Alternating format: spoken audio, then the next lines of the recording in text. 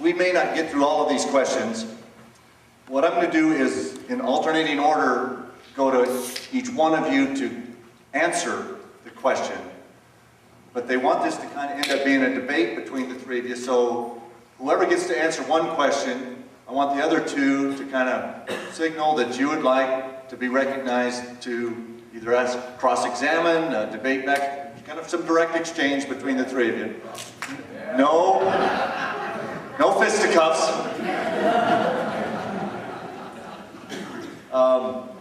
That's a heck of an idea right there. So we'll need the first responder to be fairly brief, maybe 45 seconds. I know that's a little unfair to try to get an answer in 45 seconds, but you guys are doing pretty well. Okay. Who did we start with last time? I think we started over on the left, so we're going to go to the right. I want it to be known that I'm on the far right of the audience. Okay. Mr. Bowers, how do you feel about the current trend in U.S. environmental regulations? Thank you, thank you, thank you.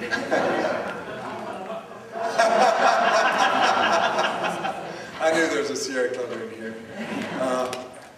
I have been involved in that particular arena for now 18 years. And the trend is towards more extreme and oppressive, saving the planet at the expense of individual liberty. And I don't know of a person, I wouldn't guess there's a person in this room whose goal in life was to destroy the planet. But we are regulated into socialism through environmentalism. And so that's how I would see the trend, is socialism through environmentalism. Mr. Gosar or Beauchamp, either of you want to go back directly on that? Well, I see the trend being the same that Rusty's talked about, but there's some undercurrents that are starting to move and starting to change. If you look to our Hopi neighbors, you're starting to see that the Sierra Club and those environmentalists were actually booted out. So we have some opportunities to make some common sense ideas. I think number one is that because we're going so radical, we have the opportunity to go further back if we don't utilize common sense. I think that's what is the mantra of the day, is common sense. You know, my grandfather was a rancher, and because of that, he was a steward of the land. Because if you didn't take care of the land, you didn't have anything to produce from it. My family is one of those families that's taken on the federal government and stopped a dam being built on our property in western Wyoming. And we're the first private enterprise to actually look at dual use and rehabilitating a major headwaters of a tributary.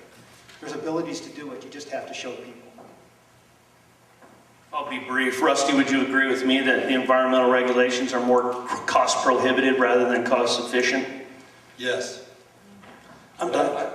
Mr. Bowers, go ahead. Counter. Just jump in. We want some exchange between the three of you. Whether or not we like, dislike any particular environmental position, the point is, how do you make it better? And we found, A, be informed as much as you can as to what the true situation is, and then get like-minded people who have a bona fide interest to get together, and we did it for rewriting the state Superfund law. For example, has anybody in here had a family member that owned a gas station? I'm not talking about the guy who burned his own business just to make a buck.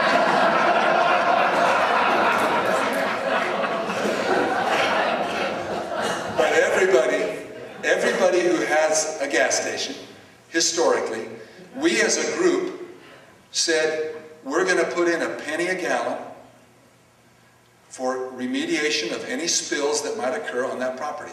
Why? Because we're creating this rule in the middle of the operation of these stations. But that and I just want to know that keep paying the penny. Okay.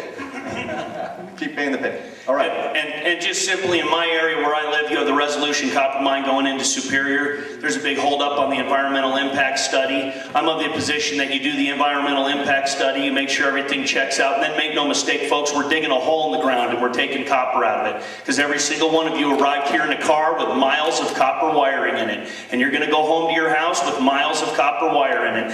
And the cameras and the cell phones that are being used, use have copper in it, and it doesn't magically appear. A bunch of people risk their lives digging it out of the ground to make us a little bit more beneficial, make our lives a little easier.